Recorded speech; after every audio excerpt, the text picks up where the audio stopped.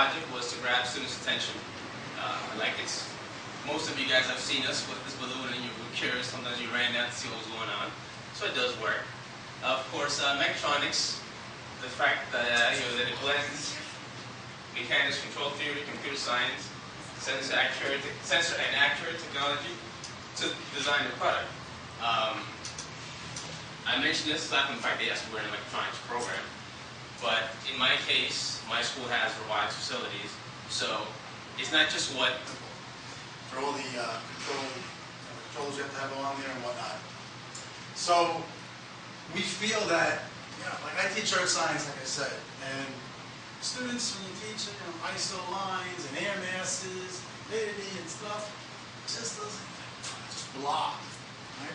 But if we can come up with something like this, when I start that topic, I'm going to have this thing or something like it float around the room. It'll catch their attention, it'll grab their attention. Not just, right, how we do that with the megatronics, okay, like Amanda just mentioned.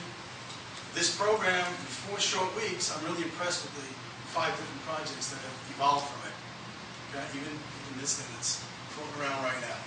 So we use megatronics that we learned in this RET and SF-sponsored program, and for this device that's flying around, capturing data, and then the students are going to be applying the results. Let's see, where is it? Okay, a little about theory in earth science. One of the topics, if anyone has taught earth science, one of the things you have to do in the context of weather are these ISO lines, pressure. For RH, we use a device like this right here, which is a sling psychrometer. Some of you also noticed over the course of the last couple of weeks me dipping the wet bulb, until you dip it, then it becomes wet. Dip it in water, get that wick nice and wet, swing it around, and then the 2 temperatures that you measure, you can use those to actually calculate what the relative humidity in the air is right now. Humidity. Now, that chip is made by Sincere and Parallax, enabled by hooking it to a module. It enables it to be place captured because the module is continuously reading data. So we had to create a circuit that would take snapshots of that data. Okay, so when it does connect here, this switch was made by using one of the lift fans that we altered. So when that connects, it takes a picture of that data.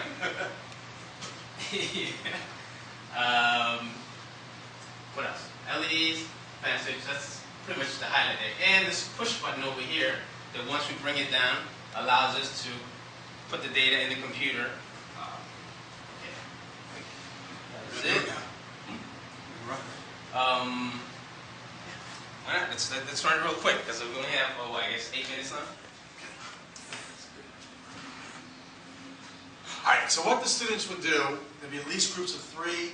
One student will be involved with basically positioning the balloon. Okay?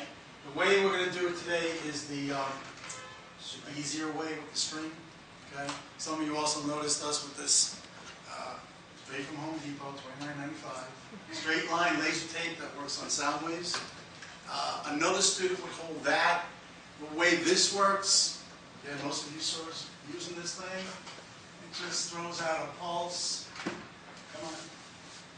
Here's the light. There it is. You can see it better over there, some of you. And it's telling me now that's about 8 feet, 8 inches away. Wow. I don't know. Seems a little bit off. But it works perfectly within the accuracy of the equipment, plus or minus 4 inches horizontally. You have some issues with vertical though.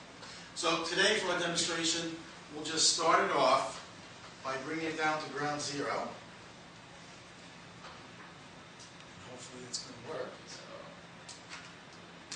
Okay, now we should also mention, I don't know, did you catch it on, Sean? The 2 LED lights, they went on, right? Yeah, they went on. Okay, they went on. What do we do next? We move it up 1 meter. And we hope that's going to float. We may have lost a little helium in the last hour or so.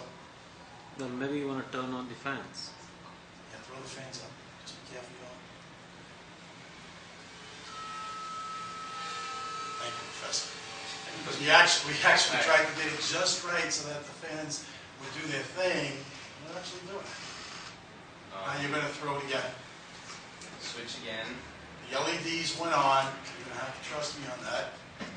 A little plug Once for it my gets higher. 6-year-old to help with the string and all the calibration. See the little, maybe 1 meter.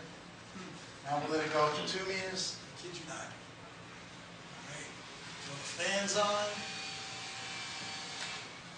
Again, I don't know about your students, but when my students have to use this, and again, we need a little more helium in there right now to help out the upward thrusters. But when my students do this kind Keep of the stuff, fans running, Lennox. just keep them running, yeah. You know, they're going to be really intrigued with this.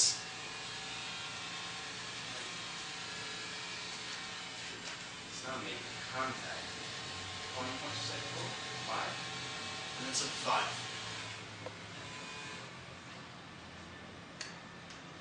I think we flipped it to data. Okay.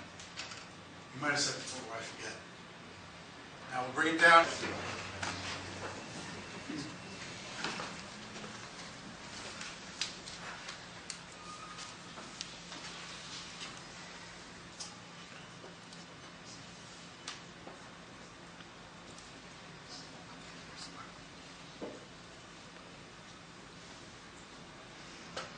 Yes. And, representing it here. And this is kind of interesting. Well, first of all, we triggered it in the elevator. So you'll see here a relative humidity of about 46%.